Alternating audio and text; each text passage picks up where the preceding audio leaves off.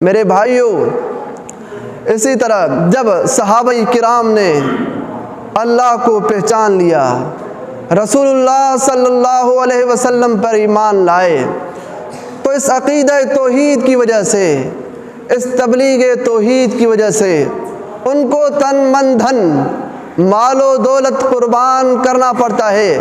تو انبیاء علیہم السلام کے طریقے پر سب کچھ قربان کر دیتے ہیں، لیکن رسول اللہ صلی اللہ علیہ وسلم کا دامن نہیں چھوڑتے، جنہوں نے تن من دھن، مال و دولت، ہر چیز، اپنی اولاد اور گھر، علاقہ، ہر چیز قربان کی، لیکن حضور کا دامن نہیں چھوڑا۔ وہ صحابی جن کے لیے کائنات کے امام محمد الرسول اللہ نے صحابہ کرام میں بیان کرتے ہوئے یہ اعلان فرمایا، اے لوگو، آج کائنات کے امام کا عقیدہ سن لو، لا تمس النار من رانی او را من رانی، کہ جس نے بھی ایمان کی حالت میں میری زیارت کی ہے، کبھی بھی اس کو آگ نہیں چھو سکتی۔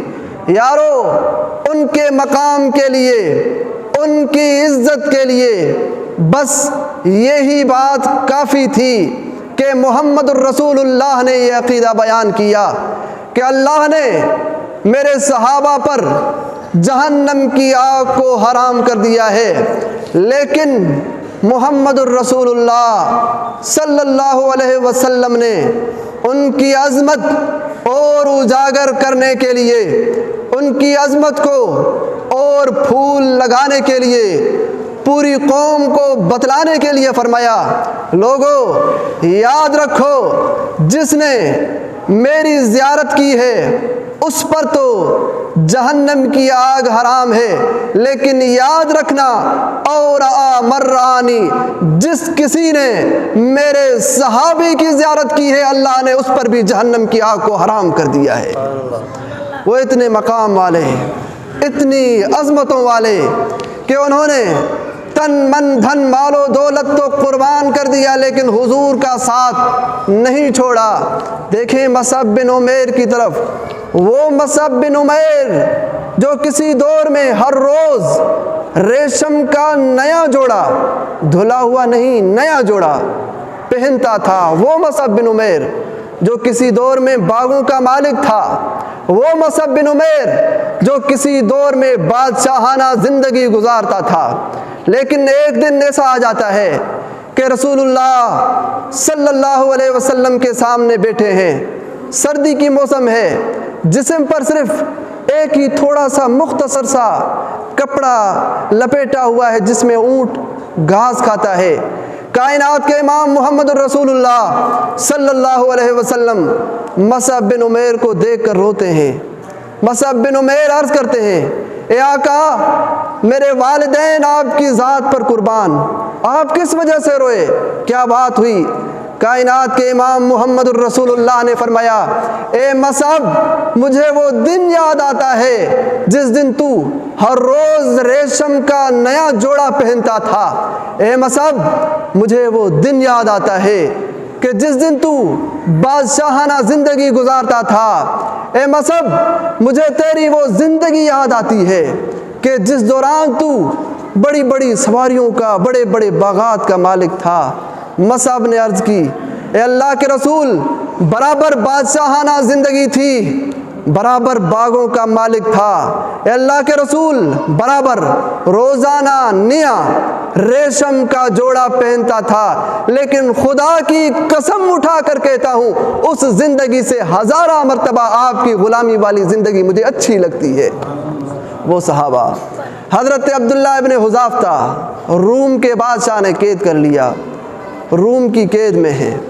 حضرت عبداللہ ابن حذافہ کو اوپر تختہ دار پر لٹکایا جاتا ہے، ساتھیوں کو سامنے قتل کیا جاتا ہے، تیل گرم کر کے ان کو تیل میں جلایا جاتا ہے۔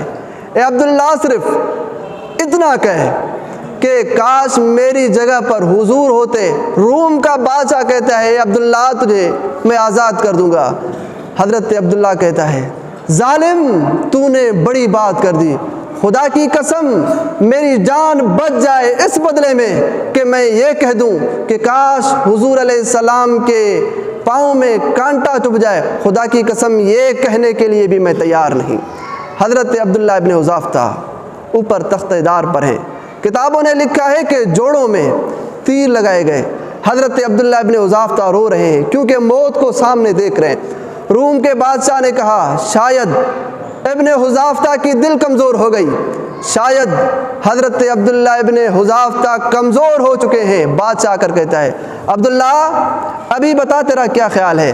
حضرت عبداللہ جواب دیتا ہے اے ظالم، میں اس وجہ سے نہیں روتا کہ میری جان چلی جائے، خدا کی قسم میں اس وجہ سے رو رہا ہوں کہ حضور پر میری ایک جان کیوں قربان ہو رہی ہے۔ کاش میری جانیں اتنی ہوتی جتنے میرے جسم پر بال ہے، بار بار حضور کے قدموں پر اپنی جان قربان کرتے جاتا۔ وہ صحابہ، وہ صدیق جس نے اپنی جان کو حضور کے لیے ڈھال بنا دیا، آج حضور کے وہ صحابہ سب سے زیادہ اس کائنات میں مظلوم ہیں۔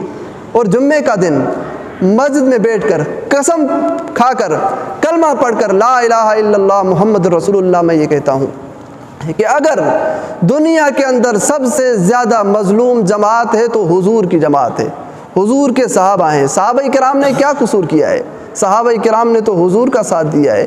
یارو ابو جہل پر کوئی تبرہ نہیں کرتا، کوئی یہ نہیں کہتا کہ ابو لہب کو گالی دینا عبادت ہے، لیکن اگر گالی دینا عبادت کہا جاتا ہے تو صرف صدیق اکبر کے لیے، حضرت فاروق اعظم کے لیے، حضرت عثمان غنی، حضرت امیر معاویہ، اور اسی طرح حضرت علی کی توہین کی جاتی ہے، حضرت حسن و حسین کی توہین کی جاتی ہے۔ دیکھتے نہیں کہ محرم میں ہمارے باپ کا اگر کوئی خاکہ بناتا ہے ہمیں غصہ آتا ہے، یہ حضرت حسین کا خاکہ بنا کر تیر لگاتے ہیں۔ حضرت حسین کا جنازہ، حضرت حسن کا جنازہ، ہمارے والد کا، ہمارے بڑے کا، ہمارے رشتہ دار کا اگر کوئی یوں جنازہ نکالے ہر سال ہمیں غصہ آئے گا، لیکن بنارس کالونی سے ہر سال حضور علیہ السلام کا جنازہ نکلتا ہے، کیا یہ گستاخی نہیں؟ تو میرے بھائیوں آؤ غیرت کریں، جرت کریں، ہمت کریں، صحابہ کرام کی طرح اپنی زندگی گزاریں۔ دیکھیں ہماری بہن